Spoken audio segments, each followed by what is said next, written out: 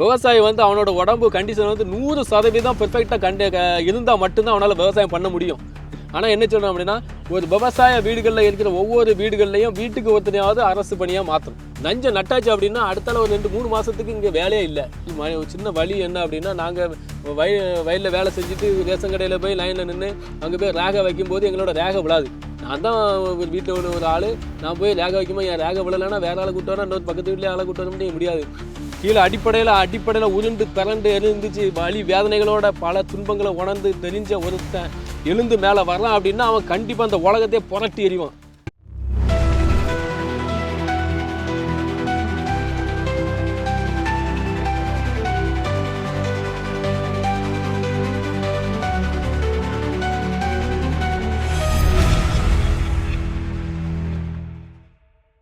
கொழிஞ்சி கொலை, வேப்பங்கொலை, அந்த அப்படின்னு பல கொலைகளெல்லாம் எடுத்து போட்டு நான் பண்ணினேன். ஆனால் என்னாச்சுன்னா பயிர் அப்படியே நின்று போய் இப்படியே வாயை பார்த்து நின்றுது. திரும்ப ரசாயனத்தை போட்ட உடனே தலை தூக்கி வந்துச்சு. இப்போ நீங்க இயற்கையை நீங்க ஆரம்பிச்சிருவீங்க. இயற்கையை நான் கண்டிப்பாக நான் ஆரம்பிக்கிறேன். எனக்கு அந்த ஆசை இருக்குது. நான் செய்கிறது மாதிரி எல்லாரும் செய்யணுங்கிற எண்ணம் தான் எனக்கு. ஏன்னா அது கண்டிப்பாக, ஏன்னா எல்லாரும் வாழணும், நம்ம மட்டும் வாழணுங்க ஆரம்பிச்சிருங்க. உங்களை பார்த்து ஒரு பின்னாடி நிறைய பேர் வர்றாங்க.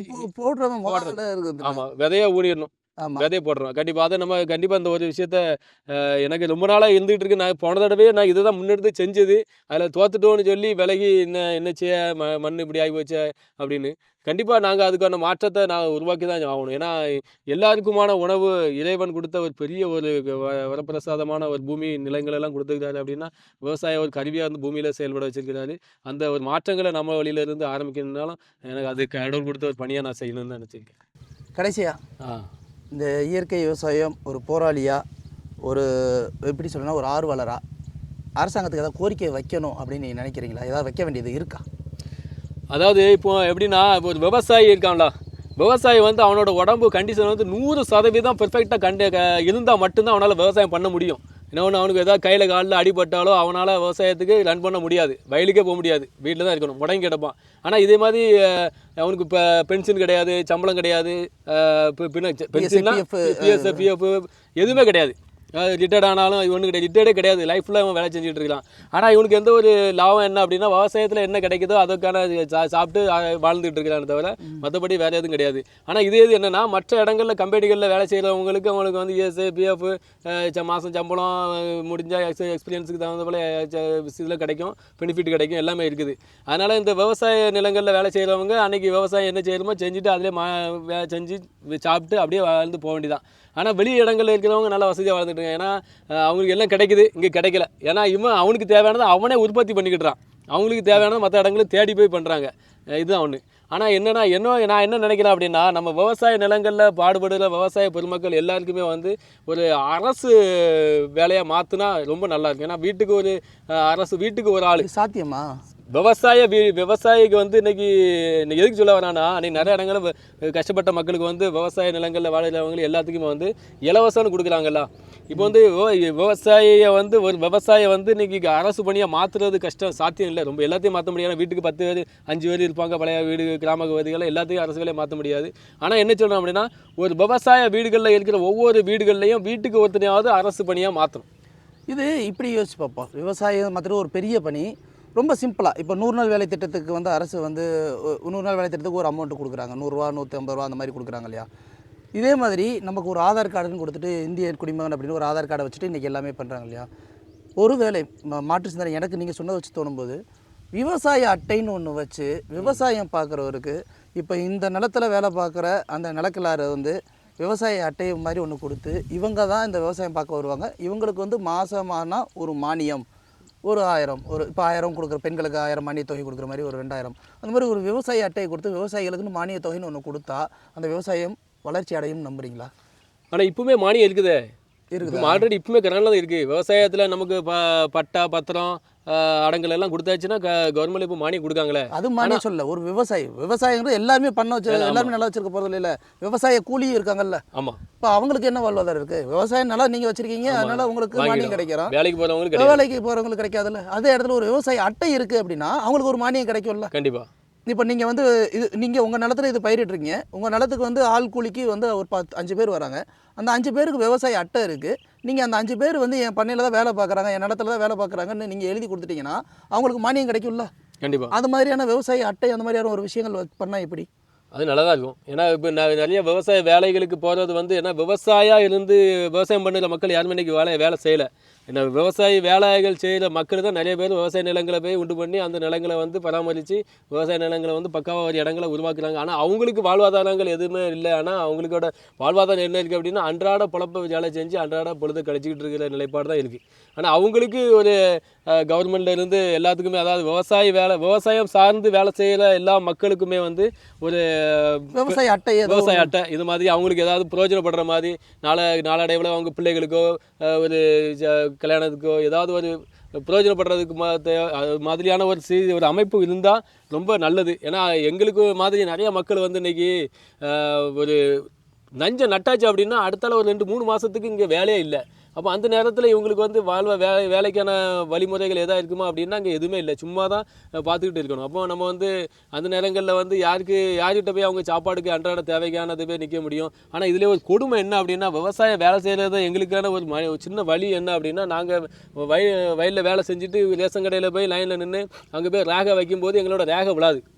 ஏன்னா அங்கே வேலை செஞ்சு ஓடா தேஞ்சி உழைச்சி தேஞ்சி அவன் கைகள்லாம் இருக்கிற ரேகையெல்லாம் அழிஞ்சு மட்டமாகி போச்சோம் போயிருது. அப்போ அப்படி வந்து ரேகை வைக்கும்போது ரேகை அழிஞ்சது மிச்சம். ஏன்னா ரேகை அழிஞ்சு இங்கே ஒன்றுமே இல்லை. அவன் நிறையா இன்றைக்கி வயல் வேலை செஞ்சுட்டு ரேஷன் கடையில் லைன் அடிக்க நிறைய பேர் வந்து வெளியில் ரிட்டர்ன் அனுப்பி விட்றாங்க.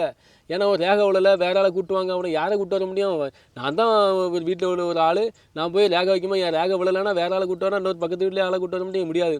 அப்போ நம்ம விவசாயி அவ்வளவு கஷ்டப்பட்டு அவனோட உடம்பையும் வருத்தி உடம்புல ரத்தத்தெல்லாம் வேறையாக சிந்தி உழைச்சி மாடாக உழைச்சி ஓடா தேஞ்சது தான் மிச்சமே தவிர விவசாயத்தில் இருந்து அவன் பெருசாக ஒரு வாழ்க்கையை வாழறதுக்கான வழிமுறைகள் இங்கே இல்லை. ஏன்னா இறைவன் அதுக்கான வழிமுறை கொடுக்கல. ஏன்னா அவனுக்கு இருக்கிறது ஒன்றே உடம்புல நல்ல ஆரோக்கியம், தெம்பு, தைரியம், தன்னம்பிக்கை இதெல்லாம் கொடுத்துக்கிறார். இதுதான் கடவுள் கொடுத்து ஒரு பெரிய வரம். ஆனால் இதையும் தாண்டி நம்ம பொருளாதார ரீதியாக மக்கள்கிட்ட கவர்மெண்ட்டை போய் நம்ம என்ன முறையிட்டாலும் அது பெரிய அளவில் நம்மளை ரெஸ்பான்ஸ் பண்ணி செய்வாங்களா அப்படிங்கிறது இங்கே சாத்தியம் இல்லை. ஆனாலும் நாங்கள் எதையுமே இங்கே பெருசாக எதிர்பார்ப்பு இருக்கும். ஆனாலும் இதை கேட்டால் நம்மளுக்கு எங்கே அவங்க செய்ய போகிறாங்க? அதுக்கான ஆட்சி மாற்றங்கள் தான் நமக்கு மூலகணமாக இருக்கணும். ஏன்னா எதுக்கு நான் சொல்கிறேன் அப்படின்னா இங்கே கவர்மெண்ட்டில் யார் இருக்கா அப்படின்னா எங்கேயோ இருக்கிற ஒரு ஆள் இருந்துகிட்டு இருக்காங்க அப்படிங்கிறத விட இந்த கஷ்ட வலி வேதனைகள் துன்பங்கள் துயரங்கள் எல்லா மனுஷ மக்களோட நிலைப்பாடில் இருந்து உணர்ந்து தெளிஞ்ச ஒரு ஆளுக்கு தலைவனாக இருந்தால் கண்டிப்பாக இது சாத்தியமாகும். அப்போ எந்த மாதிரியான தலைவன் வேணும்? தலைவன் எனக்கு என்னோட ஆதங்கத்தில் இருக்குது என்ன அப்படின்னா கஷ்டப்பட்டு வேலை செஞ்சுட்டு இருக்கிற ஒரு மனுஷன். இது வந்து என்னென்னா உலக அரசியல், அதாவது உலக மக்கள் உலக உயிர் தேவைகளுக்குமான அனைத்து தேவைகளையும் உணர்ந்து தெளிஞ்ச ஒரு மனுஷனை நம்ம தேர்ந்தெடுத்தோம்னா நம்மளோட வாழ்வாதாரம் எல்லாத்துக்குமான ஒரு நிலைப்பாடு வந்து தெளிவான ஒரு சிந்தனை சக்திகளுக்கு கொண்டு வர முடியும். ஏன்னா இன்றைக்கி அப்படி உழைச்சி நீங்கள் சொல்கிறது அடிப்படையில் உழைச்சி வந்த ஒரு அரசியல் தலைவர்ன்றது எனக்கு தெரிஞ்சு நானும் உலகளாவிய தலைவர் தமிழ்நாட்டிலையும் சரி எல்லாத்துலையும் அந்த மாதிரில இப்போ எந்த தலைவர் இல்லையே. தலைவர் இல்லை, உருவாக்கி கொண்டு வரணுங்கிறேன். ஏன்னா நம்ம என்னென்னா இன்றைக்கி இருக்கிற மேலோட்டமாக இருக்கிறத மட்டும் நம்ம செலக்ட் பண்ணிட்டு போயிடும். இதெல்லாம் தூக்கி தூரஞ்சிட்டு கீழே இருந்து முளைச்சி மேலே வரணும். கீழே அடிப்படையில் உருண்டு பிறண்டு எழுந்துச்சு வலி வேதனைகளோட பல துன்பங்களை உணர்ந்து தெரிஞ்ச ஒருத்தன் எழுந்து மேலே வரலாம் அப்படின்னா அவன் கண்டிப்பாக அந்த உலகத்தை புரட்டி எறிவான். அப்படி ஒரு ஆள் வரணும்னு நான் எதிர்பார்க்குறேன். ஏன்னா இந்த உலகத்துக்கு இப்போ மக்களுக்கு தேவையானது வந்து இங்கே என்ன நடக்குது அப்படின்னா விளம்பரம் சுயநலம் தேவைக்காக மட்டுமே பல விஷயங்களை வெளியே பரப்புரை செய்கிறாங்களே தவிர பொதுநலம் கருதி இங்கே ஏதாவது இருக்குமா அப்படின்னா இங்கே இல்லை.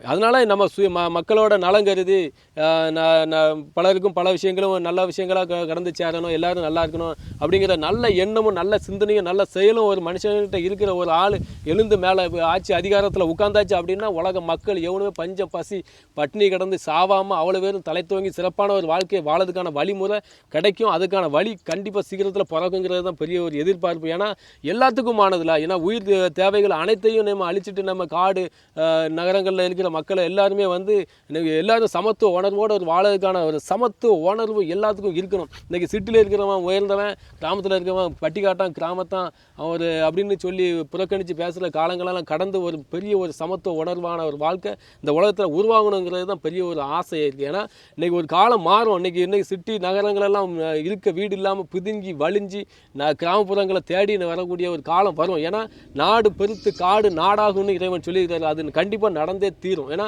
இங்கே இருக்கிற சூழ்நிலைகள் என்ன அப்படின்னா ஃபுல்லாக இயற்கை சார்ந்த பகுதி. மேற்கு தொடர்ச்சி மலையிலிருந்து வர இயற்கை சுவாச காற்று, இயற்கை மரம் செடி கொடிகளெல்லாம் கடந்து வர இயற்கை மூலிகை தண்ணி இதெல்லாம் குடித்து சாப்பிட்டு மரம் செடி கொடிகள் எல்லாம் வேறு இந்த பட்டை இதெல்லாம் சாப்பிட்டு வரைக்கும் எடுத்து உடம்புல ஆரோக்கியத்துக்கான வழிமுறைகள் அனைத்துமே வந்து இந்த காற்று தண்ணிலேயே நமக்கு இருக்குது. இதை உண்டு குடிச்சு இருந்து வாழ்ந்தாலே நம்மளோட வாழ்க்கை நல்ல ஒரு நிலைப்பாடுக்கு வரும். ஆனால் இதையெல்லாம் புறக்கணிக்கிறாங்கங்கிறது தான் பெரிய ஒரு கொடுமை. ஆனால் இன்றைக்கி புறக்கணிக்கலாம், நாளைக்கு இதை தேடி வரக்கூடிய காலம் வரும், சீக்கிரம் வரும். ஆனால் என்ன நோய்வாய்ப்பட்டு வாழ்ந்துக்கிட்டு இருக்கிற மக்களெல்லாம் இன்றைக்கி வந்து எங்கேயாவது ஒரு காட்டு பகுதிகளில் இருந்து கொஞ்சம் ரிலாக்ஸாக காற்று வாங்கலாமான்னு தேடிடுறாங்க. ஏன்னா ஆக்சிஜனுக்கு இன்றைக்கி வெளி சிட்டி சைட்லலாம் காசு, ஆக்சிஜன் சுத்தமான ஆக்சிஜன் காற்றுக்கு வந்து இன்றைக்கி துட்டு. ஆனால் இங்கே ஃப்ரீ. இங்கே வந்து ஒரு நாள் வயல் வழியில் நடந்து போனாலே அவனுக்குள்ளே இருக்கிற நோய் நொடி எல்லாம் வந்து காற்றா பறந்து போயிடும். இது உண்மை. ஆனால் இறைவன் அந்த ஒரு பெரிய ஒரு விஷயத்தை நடத்துகிறாரு. ஆனால் பலரும் இன்றைக்கி வந்து அப்படி போனால் கிராம பகுதிகளில் நகர்ப்புற கிராம பகுதிகளில் போய் காடுகளில் நடந்தால் போனால் நம்மளை சீப்பாக இட போடுவாங்கங்கிறது பலரும் வெக்கப்பட்டு ஒரு கேவலமான உணர்வோடு நிறைய பேர் நோய்வாய்ப்பட்டு இன்றைக்கி வாழ்ந்துக்கிட்டு இருக்கிறாங்க. இவங்கெல்லாம் அதையெல்லாம் கடந்து நம்ம இயற்கை பகுதிகளில் வாழணும். எல்லாருமே ஒரு ஆரோக்கியமான நிலைப்பாடில் கூட கொஞ்சம் நாள் வாழணும். இன்னைக்கு கோடியாக பணம் வச்சுருக்க எல்லாருமே வந்து நம்ம ஆரோக்கியத்தை வச்சுருப்பாங்களா அப்படின்னா கிடையாது. அவங்கள்ட்ட பணம் இருக்கும், அதை அனுபவிக்கிறதுக்கு ஆரோக்கியம் இருக்காது. எல்லாத்தையும் இழந்துருவாங்க. ஏன்னா இப்போ எல்லாருக்குமே நிலைப்பாடாக தானே, ஆரோக்கியம் இருக்கும், அவன்கிட்ட பணம் இருக்காது. இந்த இறைவனை வந்து ஒருத்தனுக்கு இதை கொடுத்துருப்பாரு, ஒன்று கொடுத்துருப்பாரு. எல்லாம் அந்த மாதிரி ஒரு தலைவர் நமக்கு வேணும். கண்டிப்பாக நமக்கு வந்து எல்லாத்தையும் சமத்துவ உணர்வோடு பார்க்குற ஒரு பெருந்தலைவர் ஒரு ஆள் உருவாகி மேலே வந்தால் கண்டிப்பாக எல்லாத்துக்குமான ஆட்சி அதிகாரங்கள் எல்லாத்துக்குமே வந்து சமத்துவ உணர்வோடு இருக்குது. இங்கே வந்து உயர்ந்தவன் தாழ்ந்தவங்கிற பாகுபாடு வேறுபாடு இருக்கவனுக்கு ஒன்று இல்லாதவனுக்கு ஒன்று பேசுகிற ஒரு கேடுகட்ட உலகம். நீ இருக்க காசு இருந்தால் அவனுக்கு ஒரு பேச்சு, இல்லாதவனுக்கு ஒரு பேச்சு பேசலாம். அந்த மாதிரி பேச்சு இருக்கக்கூடாது. அந்த மாதிரி பேசுகிறது எல்லாருமே வந்து தான்கிற ஆணவம் தலக்கணம் கொண்டவன் எல்லாருமே வந்து ஒரு நாள் இந்த பூமியில் இருந்து கடந்து தான் போக போகிறோம். இங்கே இருக்கிற வாழுற நாட்களில் நாம் பெரியவன் நீ பெரியவங்கிற பாகுபாடு இருந்துகிட்டு இருக்கோம். ஆனால் வான் பெரியது இறைவன் ஒருத்தன் பெருசாக இருந்து பார்த்துக்கிட்டு இருக்கிறாருங்கிறது யாருக்கும் தெரியாது. அவரவன் செய்யும் குற்றங்களே எல்லாமல்ல இறைவன் பார்த்துக்கிட்டே இருப்பார். அவனுக்கு அவன் செய்கிற பாவத்துக்கும் புண்ணியத்துக்குமான பலன் அவனுக்கே வந்து விடியும். ஆனால் முன்னால் ஒரு காலங்களில் சொல்லுவாங்க, நம்ம பாவம் செஞ்சால் இன்னொரு இடங்களில் அடுத்த தலைமுறையில் அடுத்த பிள்ளைகளுக்கோ பேர பிள்ளைகளுக்கோ பாதிக்குமாங்க. இன்றைக்கி அது கிடையாது. அவன் செய்கிற பாவத்துக்கும் புண்ணியத்துக்குமா தான் அவனே அனுபவிப்பான். அவன் செஞ்ச பாவத்துக்கு அவனே அனுபவிப்பான் அப்படிங்கிறது தான் உண்மை. ஆனால் இது வந்து நிறையா மக்களுக்கு வந்து தெரியணும். இது கண்டிப்பாக இந்த மக்கள் விவசாய பெருமக்களாக இருக்கிற எல்லாத்துக்கும் வந்து ஒரு நல்ல ஒரு திட்டங்கள் வேணும்னா மக்கள்கிட்ட கோரிக்கையாக கேட்குறதை விட கோரிக்கை ஆமாம் கண்டிப்பாக நம்மளுக்குள்ளே இருக்கிற தலைவனை ஒருத்தர் மேலே தூக்கலாமே. ஏன்னா நம்மளுள்ள எவ்வளோ பேர் இருக்கிறாங்க, எவ்வளோ பேருக்கு பெரிய பெரிய கஷ்ட வலி வேதனைகள் துன்பங்கள் துயரங்கள் எல்லாத்தையும் பட்ட ஒரு மனிதன் வந்தால் பாடலாம். ஆனால் எனக்கு ஒன்றுனா இன்னொரு இடத்துல போய் நம்ம போய் கெஞ்சி கூத்தாடி கூனி குருவி நின்று கேட்கணுங்கிற எண்ணம் வேண்டான்னு நினைக்கிறேன். ஏன்னா அதை போய் நம்ம எதுக்கு நம்ம இன்னொருத்தன்ட்ட நம்மளோட சுய உரிமையாக நம்ம தாழ்ந்து ஏன் நிற்பானே, நம்ம இந்த தலை நிமிர்ந்து வாழக்கூடிய அந்த பூமியில் இன்னொருத்தன்ட்ட கூனி குருவி ஏன் நிற்பானே. நம்ம வாழுகிற காலங்களை கடவுளுக்கு பயந்து கண்டிப்பாக வாழ்ந்துட்டு போவோம். இறைவனுக்கு பயந்து மக்களுக்கு தர்மம் விட்டு தான தர்மங்கள் செய்துங்க, தலை தோங்கி சிறப்பான ஒரு வாழ்க்கையை வாழ்ந்துகிட்டே இருப்பீங்க. நம்மளோட வாழ்க்கையில் இன்னொருத்தன்ட்ட கூணிகளோட நம்ம இருக்கிறத இன்னொருத்தன் மக்கள் செழிப்பான ஒரு வாழ்க்கையை வாழ்வதற்கான வழிமுறைகளை செஞ்சு கொடுத்தோம்னா தான தர்மம் தான். தான தர்மம், அன்பு, பொறுமை இதை செஞ்சாலே வாழ்க்கையில் வேறு எந்த ஒரு நோய் நொடி கஷ்ட துன்பம் எதுவுமே வராது. நம்ம தேவைகள் எதுவோ இறைவன் நமக்கு கொடுக்குறாரு. இறைவன் இந்த பூமியில் வாழுற பிறப்பிக்கப்பட்ட அன்னைக்கே நமக்கு தேவையான அத்தனையுமே அந்த பூமியில் கொடுத்துக்கிறாரு. மனுஷன் தேடி தும்பான், அங்கங்கே விவசாய நிலங்களில் உண்டு பண்ணி சாப்பிட்டு உண்டு வரைக்கும் வாழணும். பறவைகள் வந்து விவசாய நிலங்கள்லையும் காடு கரைகளில் கிடக்கிற பூச்சி பட்டை கரைகள் சாப்பிட்டு உண்டு வரைங்கி வாழ்ந்துக்கிட்டு இருக்கும். மரம் செடி கொடிகள்லேருந்து வர தண்ணிகளெல்லாம் உண்டு வரைங்கி பறவைகளும் மனுஷங்களும் வாழ்ந்துக்கிட்டு இருக்கும். பெரிய ஒரு அதிசயங்களை நீங்கள் இந்த உலகத்தில் இந்த வட்டத்தில் வந்துட்டு பார்த்துருக்கீங்களா எல்லாம் தெரியாது. இது மேற்கு தொடர்ச்சி மலை. மேற்கு தொடர்ச்சி மலையை சுற்றி உள்ள பகுதிகளில் தான், அதுக்கு உள் பகுதிகளில் தான் நான் வாழ்ந்துகிட்டு இருக்கோம். இந்த பகுதியிலேருந்து பார்த்தீங்கன்னா தொடர்ந்து 365 நாளும் தண்ணி வந்துக்கிட்டே இருக்கும். இது எப்படி சாத்தியமாகும்னு யாராவது யோசிச்சிருப்பீங்களா? ஃபுல்லாக அதிசயம் அற்புதமும் அங்கே நடக்கிற ஒரு பெரிய விஷயம். ஏன்னா இது மலைக்கு மேலே இத்தனை கோடை மே ஏப்ரல் மே டைம்லையும் அந்த கோடையில் கடந்து கோடையில் நம்ம கடந்து நம்ம பசியோட பட்னியோட 1000 அடி ஆழத்தில் போர் போட்டாலும் தண்ணி இருக்காது, எவ்வளோ ஆழத்தில் கிடந்தாலும் தண்ணி வராது. அப்படி இருக்கிற கோடை காலங்கள்லேயும் மலையிலேருந்து தண்ணி வரும்னா அது எப்படி சாத்தியமாகுமா? யாருமா நம்ம நினச்சி பார்த்தோமா? அவ்வளோ பெரிய ஹைட்டு 1500 அடிக்கு மேலே உள்ள அந்த மலையிலிருந்து மழை நீர் வந்து ஒரு 4-5 மோட்டர் தண்ணி தொடர்ச்சியாக வருது அப்படின்னா இறைவன் செய்கிற மிகப்பெரிய ஒரு அதிசயம் தெரியுமா? இன்றைக்கி தாமிரபரணி ஆற்றுலலாம் இது 365 நாளும் தண்ணி போயிட்டே இருக்குது. அப்போ தண்ணி எங்கேருந்து வருது? வேறு எங்கேயாவது நம்ம ஊற்றி விட்றோமா? கிடையாது. மோட்டர் ஓடுதா? இல்லை. இயற்கை இறைவன் கொடுத்த ஒரு பெரிய கொடை. அது வந்து இறைவன் நடத்துறது.